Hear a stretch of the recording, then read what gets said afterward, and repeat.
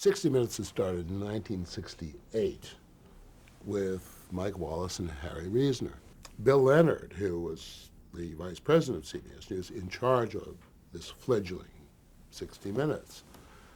I remember I was ORTF, the French national television network, feeding this piece, another piece in. But the piece that had preceded it, Leonard had seen on the air, and I told that's what convinced him that I should be the guy, or at least a candidate to take Harry's job. There was no way one could say no. First of all,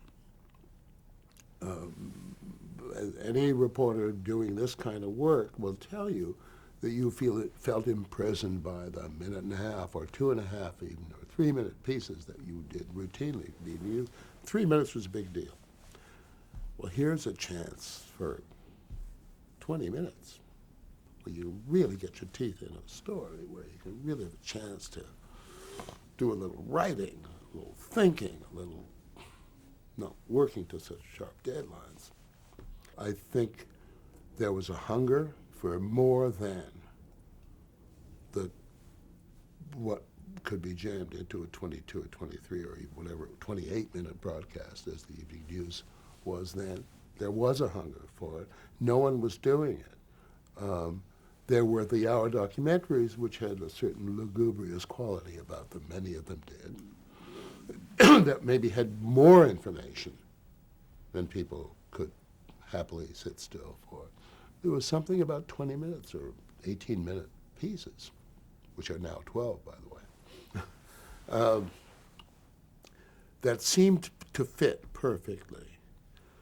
Also, I think one very important reason was the variety of stories, that there wasn't this relentless one-note kind of whatever people call things investigative or national disgrace stories. Look, folks, yet another national. That there really was a nice, interesting mix of stories. And I think by the third or fourth year of being on at 7 o'clock on Sunday, we became something like Life magazine was to our house when I was a kid. You expected it through the mailbox. It became one of the events of the week. I think that's what happened.